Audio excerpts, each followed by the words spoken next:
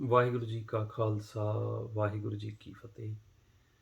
ਸੋ ਸਤਿਗੁਰਾਂ ਨੇ ਕਿਰਪਾ ਕੀਤੀ ਜੋ ਆਪਾਂ ਨੂੰ ਚੌਥੀ ਅਵਸਥਾ ਭਾਵ ਕਿ ਜੋ ਚੌਥੀ ਲਾਭ ਹੈ, ਉਸ ਦੁਆਰਾ ਸਮਝਾਉਣ ਦਾ ਆਪਾਂ ਨੂੰ ਸਤਿਗੁਰਾਂ ਨੇ ਕਿਰਪਾ ਕੀਤੀ ਆ ਗੁਰਬਾਣੀ ਦੁਆਰਾ ਕਿ ਚੌਥੀ ਲਾਭ ਭਾਵ ਕਿ ਚੌਥੀ ਅਵਸਥਾ ਦੇ ਵਿੱਚ ਫਿਰ ਆਪਾਂ ਨੂੰ ਕੀ ਪ੍ਰਾਪਤ ਹੁੰਦਾ ਹੈ। ਮਹਾਰਾਜ ਕਹਿੰਦੇ ਆ ਕਿ ਚੌਥੀ ਅਵਸਥਾ ਦੇ ਵਿੱਚ ਜਾ ਕੇ ਜਿਹੜਾ ਸਾਡਾ ਮਨ ਹੈ ਉਹ ਸਹਿਜ ਵਿੱਚ ਰਹਿੰਦਾ ਹੈ। ਸਹਿਜ ਤੋਂ ਭਾਵ ਹੈ ਕਿ ਉਹ ਸੰਸਾਰ ਦੇ ਜ਼ਿਆਦਾ ਵਿਚਾਰ ਫੁਰਨੇ ਨਹੀਂ ਲੈਂਦਾ। ਜੇ ਕੋਈ ਮੰਦਾ ਚੰਗਾ ਵੀ ਆਖਦਾ ਤਾਂ ਮਨ ਉਸ ਚੀਜ਼ ਨੂੰ ਗ੍ਰਹਿਣ ਅੰਦਰ ਨਹੀਂ ਕਰਦਾ ਸਰੀਰ ਦੇ ਅੰਦਰ, ਕਿਉਂਕਿ ਜਿਵੇਂ ਸੰਸਾਰ ਦੇ ਜੀਵ ਕਿਸੇ ਨੂੰ ਸ਼ਬਦ ਦੀ ਕੋਈ ਵੀ ਚੋਟ ਵੱਜਦੀ ਹੈ ਤੇ ਉਹ ਅੰਦਰੋਂ ਝੱਟ ਉਹਦੇ ਅੰਦਰ ਮਨ ਦੇ ਕ੍ਰੋਧ ਦੇ ਫੁਰਨੇ ਜੋ ਪੈਦਾ ਹੋ ਜਾਂਦੇ ਨੇ। ਲੇਕਿਨ ਇੱਥੇ ਚੌਥੀ ਅਵਸਥਾ ਵਿੱਚ ਜਿਹੜੇ ਐਸੇ ਸੰਤ, ਐਸੇ ਸਾਧੂ, ਐਸੇ ਗੁਰਮੁਖ ਜਾਂ ਐਸੇ ਜਨ ਹੁੰਦੇ ਨੇ, ਮਹਾਰਾਜ ਕਹਿੰਦੇ ਉਹਨਾਂ ਦਾ ਜਿਹੜਾ ਮਨ ਹੈ ਉਹ ਹਮੇਸ਼ਾ ਹੀ ਸਹਿਜ ਅਵਸਥਾ ਵਿੱਚ ਬਣਿਆ ਰਹਿੰਦਾ ਹੈ। ਸਤਿਗੁਰ ਤਾਂ ਹੀ ਤਾਂ ਆਪਾਂ ਨੂੰ ਗੁਰਬਾਣੀ ਵਿੱਚ ਸਮਝਾਉਂਦੇ, ਕਹਿੰਦੇ ਹਰ ਚੌਥੜੀ ਲਾਭ ਮਨ ਸਹਿਜ ਭਇਆ, ਹਰ ਪਾਇਆ ਬਲਰਾਮ ਜੀਓ। ਕਿਉਂਕਿ ਜਦੋਂ ਮਨ ਸਹਿਜ ਵਿੱਚ ਗਿਆ, ਸਹਿਜ ਵਿੱਚ ਜਾ ਕੇ ਉਸ ਮਾਲਕ ਨੂੰ ਮਿਲਿਆ। ਸਹਿਜ ਇੱਕ ਐਸੀ ਅਵਸਥਾ ਸਤਿਗੁਰੂ ਗੁਰਬਾਣੀ ਦੁਆਰਾ ਸਮਝਾਉਂਦੇ ਆ ਕਿ 9 ਦਰਾਂ ਤੋਂ ਉੱਪਰ ਉੱਠ ਕੇ ਮਨ ਜਦੋਂ ਉਸ ਸੁੰਨ ਵਿੱਚ ਜਾਂਦਾ ਹੈ, ਉਸ ਨੂੰ ਸਹਿਜ ਆਖ ਦਿੱਤਾ, ਜਿੱਥੇ ਉਹ ਹਰੀ ਪ੍ਰਮਾਤਮਾ ਆਪ ਵਸਦਾ ਹੈ, ਉਹ ਨਿਰੰਕਾਰ ਆਪ ਵਸਦਾ ਹੈ।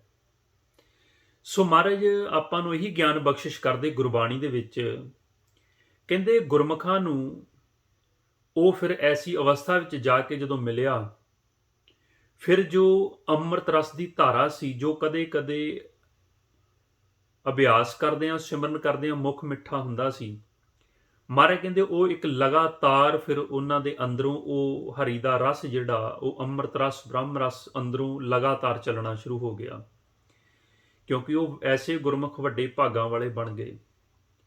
ਸਤਿਗੁਰੂ ਤਾਂ ਹੀ ਤਾਂ ਗੁਰਬਾਣੀ 'ਚ ਆਪਾਂ ਨੂੰ ਸਮਝਾਉਂਦੇ, ਦੇਖੋ ਜਿਵੇਂ ਦ੍ਰਿਸ਼ਟਮਾਨ ਰੂਪ ਦੇ ਵਿੱਚ ਬੱਚਾ ਵਿਆਹੁਣ ਆਉਂਦਾ ਹੈ ਕੋਈ ਲੜਕਾ ਤੇ ਉਹਦਾ ਮੁੱਖ ਮਿੱਠਾ ਕਰਾਇਆ ਜਾਂਦਾ ਹੈ।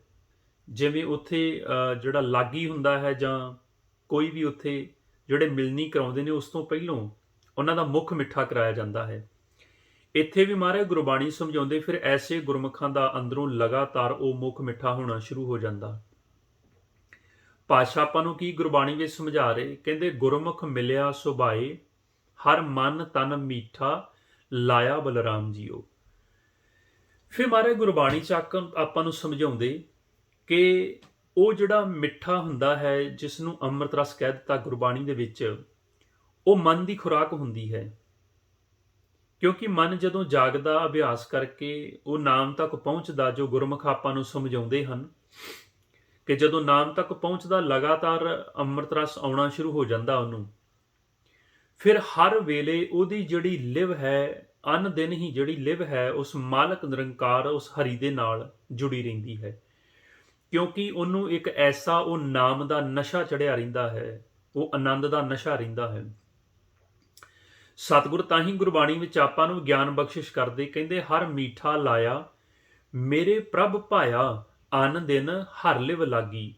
ਕਹਿੰਦੇ ਹਮੇਸ਼ਾ ਅਨ ਦਿਨ ਹਰੀ ਦੇ ਨਾਲ ਲਿਵ ਜੁੜੀ ਰਹਿੰਦੀ ਹੈ, ਕਿਉਂਕਿ ਉਹ ਮਾਲਕ ਨੂੰ ਭਾ ਜਾਂਦਾ ਹੈ, ਭਾਵ ਕਿ ਉਹ ਚੰਗਾ ਲੱਗਦਾ ਹੈ ਉਸ ਨਿਰੰਕਾਰ ਨੂੰ, ਉਹ ਉਹਦਾ ਸੱਚਾ ਭਗਤ, ਸੱਚਾ ਸੰਤ, ਸੱਚਾ ਸਾਧੂ, ਸੱਚਾ ਗੁਰਮੁਖ ਬਣ ਜਾਂਦਾ ਹੈ।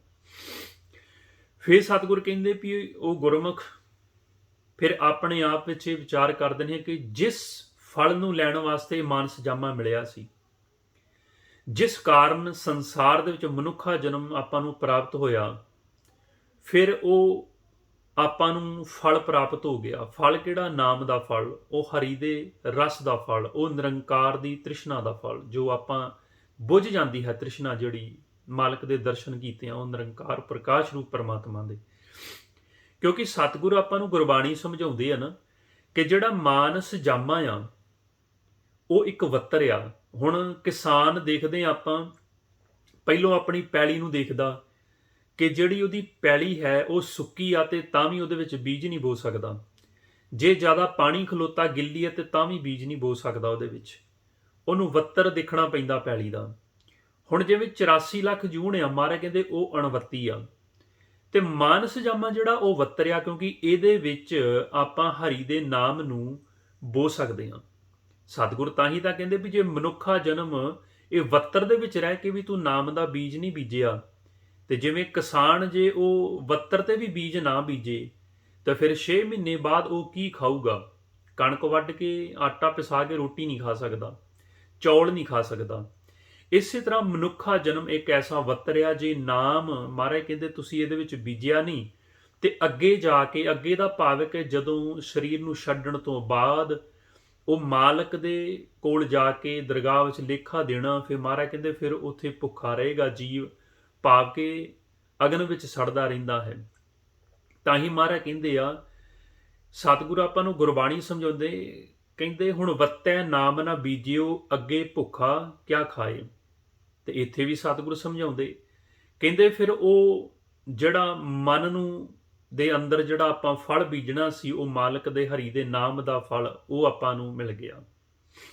ਤੇ ਫਿਰ ਨਾਮ ਦੀ ਹੁਣ ਆਪਾਂ ਦੇਖਦੇ ਹਾਂ, ਜਿਹੜਾ ਵਿਆਹ ਵਾਲਾ ਖੁਸ਼ੀ ਵਾਲਾ ਘਰ ਹੁੰਦਾ ਹੈ, ਉੱਥੇ ਵਾਜੇ ਵੱਜਣੇ ਸ਼ੁਰੂ ਹੋ ਜਾਂਦੇ ਨੇ, ਉੱਥੇ ਸੰਗੀਤ ਚੱਲਦਾ ਹੈ ਖੁਸ਼ੀ ਦਾ। ਇੱਥੇ ਮਹਾਰਾਜ ਕਹਿੰਦੇ ਆ ਵਧਾਈ ਇੱਥੇ ਵੀ ਵੱਜੀ, ਕਾਦੀ? ਨਾਮ ਦੇ ਵਾਜਿਆਂ ਦੀ। ਉਹ ਅੰਦਰੋਂ ਵਾਜੇ ਵੱਜੇ, ਉਹ ਨਿਰੰਕਾਰ ਦੇ ਉਹ ਜਿਹੜਾ ਮੁਖ ਚੋਂ ਨਿਕਲੀ ਹੋਈ ਆਵਾਜ਼ ਜਿਸ ਨੂੰ ਨਾਮ ਆਖ ਦਿੱਤਾ, ਮਹਾਰਾਜ ਕਹਿੰਦੇ ਉਹ ਵਾਜੇ ਵੱਜਣੇ ਸ਼ੁਰੂ ਹੋ ਗਏ। ਸਤਿਗੁਰ ਤਾਂ ਹੀ ਗੁਰਬਾਣੀ ਸਮਝਾਉਂਦੇ, ਮਨ ਚਿੰਦਿਆ ਫਲ ਪਾਇਆ ਸੁਆਮੀ, ਹਰ ਨਾਮ ਵੱਜੀ ਵਧਾਈ। ਕਿਉਂਕਿ ਜਿਹੜਾ ਮਾਲਕ ਨੇ ਇਹ ਕਾਜ ਰਚਾਇਆ ਸੀ ਸੰਸਾਰ ਤੇ ਮਨੁੱਖਾ ਜਨਮ ਦਾ, ਤੇ ਮਨੁੱਖਾ ਜਨਮ ਤੋਂ ਬਾਅਦ ਮਾਲਕ ਨੂੰ ਮਿਲਣ ਦਾ, ਮਹਾਰਾਜ ਕਹਿੰਦੇ ਆ ਉਹ ਸੰਪੂਰਨ ਹੋਇਆ, ਉਹ ਪੂਰਾ ਹੋ ਗਿਆ। ਹੁਣ ਆਪਾਂ ਦੇਖਦੇ ਹਾਂ, ਜਦੋਂ ਲੜਕੀ ਲੜਕੇ ਦਾ ਵਿਆਹ ਹੁੰਦਾ ਆ, ਜਿਵੇਂ ਪੁਰਾਣੇ ਸਮਿਆਂ ਦੇ ਵਿੱਚ, ਹੁਣ ਵੀ ਹੈਗਾ, ਪੁਰਾਣੇ ਸਮਿਆਂ 'ਚ ਕਹਿੰਦੇ ਰਿਵਾਜ ਹੁੰਦਾ ਸੀ ਕਿ ਜਿਵੇਂ ਵਿਆਹ ਵਾਲੇ ਘਰ ਦੇ ਵਿੱਚ ਵਟਣਾ ਜਾਂ ਤੇਲ ਚੜ੍ਹਦਾ ਸੀ, ਤੇ ਤੇਲ ਚੜਾਉਣ ਤੋਂ ਬਾਅਦ ਸਾਰੇ ਹੀ ਉਹਨੂੰ ਜਿਹੜੇ ਆਸ਼ੀਰਵਾਦ ਦਿੰਦੇ ਸੀ ਕਿ ਸੁਖੀ ਸਾਂਦੀ ਵਸੇ, ਤੈਨੂੰ ਵਧੀਆ ਘਰ ਤੇ ਸੋਹਣਾ ਪਰਿਵਾਰ ਤੇ ਚੰਗਾ ਘਰ ਵਾਲਾ ਤੇਰਾ ਪਤੀ ਚੰਗਾ ਮਿਲੇ। ਇੱਥੇ ਮਹਾਰਾਜ ਆਪਾਂ ਨੂੰ ਗੁਰਬਾਣੀ ਸਮਝਾ ਰਹੇ ਨੇ, ਕਹਿੰਦੇ ਸੰਬਤ ਸਾਹਾ ਲਿਖਿਆ, ਮਿਲ ਕਰ ਪਾਵੋ ਤੇਲ, ਦੇਹੋ ਸੱਜਣ ਆਸੀਸੜੀਆਂ, ਜਿਉ ਹੋਵੈ ਸਹਿਬ ਸਿਉ ਮੇਲ। ਕਹਿੰਦੇ ਆਪਾਂ ਐਸੇ ਗੁਰਮੁਖਾਂ ਤੋਂ ਅਸੀਸ ਲੈਣੀ, ਐਸੇ ਸਾਧੂ ਸੰਤ ਜਨਾਂ ਤੋਂ ਅਸੀਸ ਲੈਣੀ, ਜਿਹੜੇ ਉਸ ਮਾਲਕ ਨੂੰ ਮਿਲੇ ਹੋਏ ਨੇ, ਜਿਹੜੇ ਹਮੇਸ਼ਾ ਉਹਦੇ ਨਾਮ ਦੇ ਵਿੱਚ ਰੱਤੇ ਰਹਿੰਦੇ ਨੇ। ਉਹਨਾਂ ਕੋਲੋਂ ਆਸ਼ੀਰਵਾਦ ਅਸੀਸ ਲੈਣੀ ਕਿ ਤੁਸੀਂ ਕਿਰਪਾ ਕਰੋ, ਗੁਰਬਾਣੀ ਦੁਆਰਾ ਸਾਡੇ ਤੇ ਕਿਰਪਾ ਕਰੋ ਕਿ ਸਾਡਾ ਵੀ ਇਸ ਨਿਰੰਕਾਰ ਉਸ ਪਿਤਾ ਪਤੀ ਪਰਮਾਤਮਾ ਦੇ ਨਾਲ ਮਿਲਾਪ ਹੋ ਜਾਵੇ। ਮਹਾਰਾਜ ਅੱਗੇ ਸਮਝਾਉਂਦੇ, ਕਹਿੰਦੇ ਹਰ ਪ੍ਰਭ ਠਾਕੁਰ ਕਾਜ ਰਚਾਇਆ, ਧਨ ਹਿਰਦੈ ਨਾਮ ਵਿਗਾਸੀ। ਕਹਿੰਦੇ ਜਿਹੜਾ ਕਾਰਜ ਸੀ ਮਾਲਕ ਦਾ, ਨਿਰੰਕਾਰ ਨੇ ਜੋ ਕਿਰਪਾ ਕੀਤੀ ਸਾਡੇ ਉੱਪਰ, ਕਿਉਂਕਿ ਆਪਾਂ ਦੇਖਦੇ ਹਾਂ ਕਿ ਸੰਸਾਰ ਦੇ ਵਿੱਚ ਕਿੰਨੇ ਕੁ ਜੀਵ ਆ ਜਿਹੜੇ ਇਸ ਮਾਰਗ ਤੇ ਚੱਲਦੇ ਨੇ। ਵਿਰਲੇ ਨਾ ਹੀ ਹੈਣ ਕਣੇ, ਫੈਲ ਫਕੜ ਸੰਸਾਰ। ਜਿਵੇਂ ਬਾਬਾ ਕਬੀਰ ਜੀ ਨੇ ਵੀ ਆਪਾਂ ਨੂੰ ਗੁਰਬਾਣੀ ਵਿੱਚ ਸਮਝਾਇਆ, ਕਹਿੰਦੇ ਸੰਸਾਰ ਤੇ ਜਿਹੜਾ ਜ਼ਿਆਦਾ ਗਿਆਨ ਰੱਖਣ ਵਾਲੇ ਨੇ, ਜਿਹੜੇ ਸੰਸਾਰ ਦੀਆਂ ਕਥਾ ਕਹਾਣੀਆਂ, ਸੰਸਾਰ ਦੀਆਂ ਗੱਲਾਂ ਸੁਣਾਉਂਦੇ ਨੇ, ਰਸ ਭਰੀਆਂ ਗੱਲਾਂ, ਕੋਈ ਕਰਾਮਾਤਾ ਜਾਂ ਹੋਰ ਤਰ੍ਹਾਂ ਦੀਆਂ ਗੱਲਾਂ ਸੁਣਾਉਂਦੇ ਨੇ, ਜਿਨ੍ਹਾਂ ਨੂੰ ਪੰਡਤ ਵੀ ਆਪਾਂ ਆਖ ਦਿੰਦੇ ਆ, ਗਿਆਨੀ ਆਖ ਦਿੰਦੇ ਆ ਜ਼ਿਆਦਾ।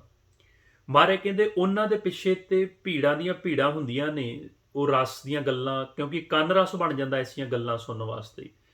ਤੇ ਬਾਬਾ ਕਬੀਰ ਜੀ ਕਹਿੰਦੇ ਜਦੋਂ ਮੈਂ ਪ੍ਰਮਾਤਮਾ ਦੀ ਗੱਲ ਕੀਤੀ, ਨਿਰੰਕਾਰ ਦੀ, ਤੇ ਮੇਰੇ ਪਿੱਛੇ ਕੋਈ ਵੀ ਨਹੀਂ ਤੁਰਿਆ। ਜਦ ਮੈਂ ਆਪਣੇ ਪਿੱਛੇ ਮੁੜ ਕੇ ਦੇਖਿਆ, ਪ੍ਰਮਾਤਮਾ ਦੀ ਗੱਲ ਕੀਤੀ ਤੇ ਕੋਈ ਵੀ ਨਹੀਂ ਸੀ। ਤੇ ਫਿਰ ਉੱਥੇ ਗੁਰਬਾਣੀ ਵਿੱਚ ਆਪਾਂ ਨੂੰ ਉਹਨਾਂ ਕੀ ਸਮਝਾਇਆ, ਕਹਿੰਦੇ ਕਬੀਰ ਜਿਹ ਮਾਰਗ ਪੰਡਤ ਗਏ, ਪਾਛੇ ਕਈ ਬਹੀਰ, ਇੱਕ ਔਕਟ ਘਾਟੀ ਰਾਮ ਕੀ ਤਹਿ ਚੜ ਰਿਓ ਕਬੀਰ। ਕਹਿੰਦੇ ਕਿਉਂਕਿ ਉਹ ਉੱਚਾ ਰਸਤਾ, ਔਖਾ ਰਸਤਾ ਸੀ, ਕਿਉਂਕਿ ਨਾਮ ਜਪਣਾ, ਸਿਮਰਨ ਕਰਨਾ ਸਭ ਤੋਂ ਔਖਾ ਹੈ ਨਾ। ਮਹਾਰਾਜ ਕਹਿੰਦੇ ਨਾ, ਆਖਣ ਔਖਾ ਸਾਚਾ ਨਾਮ। ਇੱਥੇ ਵੀ ਸਤਿਗੁਰ ਕਹਿੰਦੇ ਜਿਹੜਾ ਮਾਲਕ ਨੇ ਕਾਜ ਰਚਾਇਆ ਸੀ ਉਹ ਸਾਡਾ ਸੰਪੂਰਨ ਹੋ ਗਿਆ, ਤੇ ਮੈਂ ਉਸ ਹਰੀ ਪਰਮਾਤਮਾ ਨੂੰ, ਉਸ ਨਿਰੰਕਾਰ ਨੂੰ ਪਾ ਲਿਆ।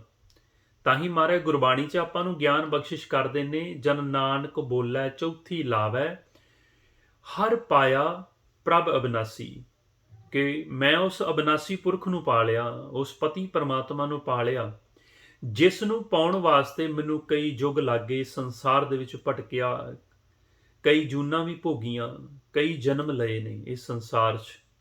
ਜੋ ਆਪਾਂ ਪੜ੍ਹਦੇ ਹਾਂ ਨਾ ਗੁਰਬਾਣੀ ਵਿੱਚ, ਫਿਰਤ ਫਿਰਤ ਬਹੁਤੇ ਯੁੱਗ ਹਾਰਿਓ ਮਾਨਸ ਦੇਹ ਲਈ, ਕਿ ਕਈ ਯੁੱਗਾਂ ਤੋਂ ਬਾਅਦ ਮਨੁੱਖਾ ਜਨਮ ਮਿਲਿਆ ਸੀ, ਤੇ ਫਿਰ ਸਤਿਗੁਰ ਨੇ ਕਿਰਪਾ ਕੀਤੀ, ਗੁਰੂ ਨੇ ਕਿਰਪਾ ਕੀਤੀ, ਮੇਰਾ ਉਸ ਮਾਲਕ ਦੇ ਨਾਲ ਮਿਲਾਪ ਹੋ ਗਿਆ। ਵਾਹਿਗੁਰੂ ਜੀ ਕਾ ਖਾਲਸਾ, ਵਾਹਿਗੁਰੂ ਜੀ ਕੀ ਫਤਿਹ।